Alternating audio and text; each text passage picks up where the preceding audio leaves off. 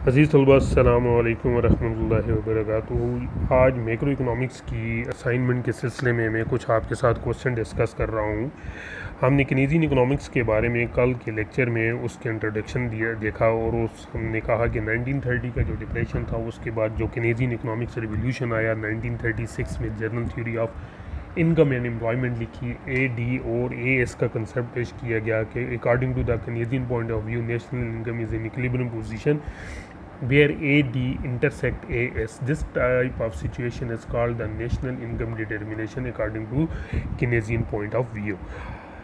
Here, first question is this: discuss the silent future of Keynesian theory of income and employment. How the equilibrium level of national income and employment is determined in the two-sector economy, three sector economy और four sector economy. Same situation ये है कि to sector economy जो उसके components हैं C plus आई plus और C plus S, वो अगर सी प्लस आई प्लस जी में बदल जाए और C plus S plus T में बदल जाए तो इकानमी क्या हो जाती है? थ्री सेक्टर इकानमी हो जाती है। साइलेंट फ्यूचर में आपने सारी चीज़ें वही डिस्कस करनी है कि नेशनल इनकम की डिटर्मिनेशन या कौमी आमदनी का तवाज़न यहाँ पर होता है। ज़रूरी नहीं है कि वहाँ पर फुल एम्प्लॉयमेंट लेवल हो। फुल एम्प्लॉयमेंट लेवल इसके ऊपर भी हो सकता है, इस पर भी हो सकता है, इसके नीचे भी हो सकता है। अगर इससे ऊपर हो जाए यानी ए D greater than A S हो जाए तो हम कहते हैं जी के मीशत में इन्फ्लेशनरी गैप आ गया। अगर ए S greater than A D हो जाए तो मीशत में डिफ्लेशनरी गैप आ जाता है। सो इकानमी में अगर इस किस्म की डिस्टर्बेंस क्रिएट हो जाए तो उसकी रिमूवल के लिए केन्स कहता है कि गवर्नमेंट को इंटरफेयर करना चाहिए through monetary and fiscal policy के ज़रिए। तो अज़ीज़ तलबा, ये डिटेल के साथ हमने पढ़ा हुआ है, तो ये आपकी असाइनमेंट है, आपने इसको अच्छे तरीके से तैयार करना है। आगे कहता है कि what is the meant by investment multiplier. Multiplier is a numerical ratio expressing the quantitative relationship between increasing in investment and corresponding increase in income. So y is equal to function of i या i is equal to function of y। अगर y depend करेगा investment के ऊपर, so change in investment brings a multiple change in income is called the multiplier. तो multiplier जिससे कौमी आमदनी में कई गुना इजाफा हो जाता है, तो इसका कंसेप्ट भी हमने बहुत डिटेल के साथ पढ़ा हुआ है। आगे लिखता है जी कि explain the concept of inflationary and deflationary gap, how much gaps can be fill up.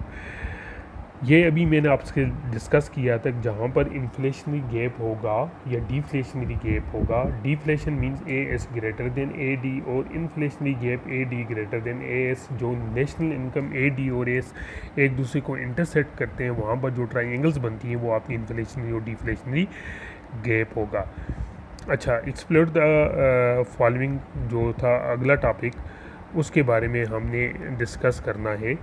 वो ये थे कि ये जो इम्पोर्टेंट क्वेश्चन है जो एग्जामिनेशन पॉइंट ऑफ व्यू में बहुत दफ़ा आ जाए। पैराडॉक्स ऑफ थ्रिफ्ट क्या है, नेशनल इनकम की determination by the presence of induced investment क्या है, एंड सुपर मल्टीप्लायर क्या है, नेशनल इनकम की determination in the presence of three sector economy में क्या है जो मैंने आपके सामने पेश किया है, and what is k G government expenditure multiplier, tax multiplier and transfer of payments multiplier, balance budget multiplier क्या है, इसके बारे में ये जो रेट ऑफ इंटरेस्ट मल्टीप्लायर है, कंजम्पशन मल्टीप्लायर है एंड इनकम टैक्स मल्टीप्लायर है। ये 7 पॉइंट जो हैं आपने इसको बड़े अच्छी तरीके से तैयार करने हैं ताकि आपका मल्टीप्लायर का कंसेप्ट क्लियर हो जाए।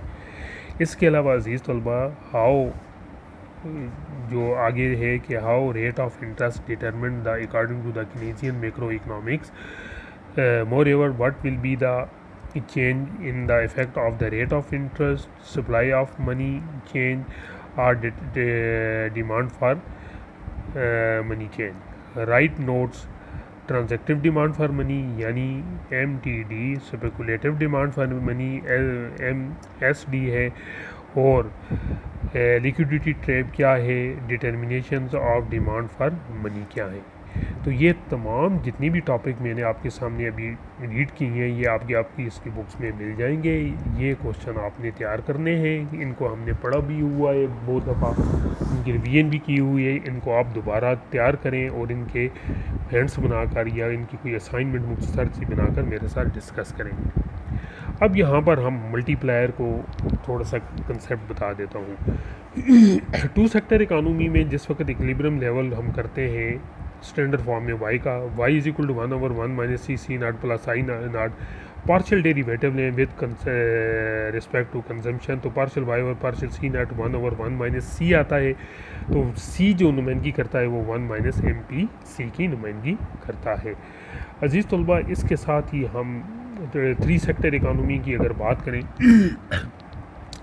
तो वहाँ पर ये इक्वेशन डेवलप होती है कि is Y is equal to 1/1 minus C naught I naught G naught minus C T naught. अब इसका partial derivative with respect to C लें तो आपके पास ये देखें के सी पार्शियल वाई और पार्शियल सी naught 1/1 minus C 1 minus M P C, G का भी यही आता है, जो आई है उसका भी यही आता है, सिर्फ टी का minus C over 1 minus C आ जाता है, यानी minus M P C over 1 minus M P C आ जाता है। अजीज़ तलबा, इसी तरीके से अगर थ्री सेक्टर इकानमी में इंड्यूस टैक्सेस का इस्तेमाल कर दिया जाए तो उस सूरत में हमारे पास जो वाई की इक्वेशन बन जाती है Y over 1 minus C plus C T C naught I naught G naught minus C T naught, partial derivative with respect to C naught करें तो आपके पास जो फार्मूला बनता है 1/1 minus C plus C T 1/1 minus M P C into M P T. स्वाय tax multiplier के consumption, investment multiplier और government expenditure multiplier same formula होगा, जबकि टैक्स मल्टीप्लायर में माइनस सी ऊपर आ जाएगा। ये पहले भी हमने रिवीजन के तौर पर क्वेश्चन किए थे, मैं सिर्फ आपको ये असाइनमेंट दे रहा हूँ कि आप मल्टीप्लायर का कंसेप्ट क्लियर करें और जो मैंने आपको क्वेश्चन दिए उनको आप अपनी बुक में तलाश करें, उनको हैंड्स नोट्स भी बनाएं ताकि आपको पेपर में रिवीजन के दौरान आसानी रहे। और जितने भी क्वेश्चन हो सकते हैं थ्री सेक्टर इकानमी की डिटर्मिनेशन, टू सेक्टर की और मल्टीप्लायर के जो कंसेप्ट हैं इनको आप खुद हल करें और मेरे साथ शेयर भी करें ताकि आपकी तैयारी अच्छी तरीके से हो सके। ये आपकी एक सेल्फ असाइनमेंट है, मेरे साथ भी आपने इसको शेयर करना है कि आपको ये क्वेश्चन कहाँ तक समझ आया है। फिर इसके साथ हम न्यूमेरिकल की कोई असाइनमेंट्स करेंगे ताकि आपकी मैक्रो इकोनॉमिक्स की रिवीजन साथ साथ जारी रहे। अगर किसी टॉपिक में आपको कोई दुश्वारी हो, मुश्किलात हो तो मुझे व्हाट्सएप नंबर इसी पर मैसेज कर दें कि ये क्वेश्चन हमें समझ ही नहीं आ रहा, फिर मैं उसको रिवाइज़ कर दूँगा। सो नेक्स्ट लेक्चर तक अल्लाह आपका हामी हो, नासिर हो। अल्लाह हाफिज़।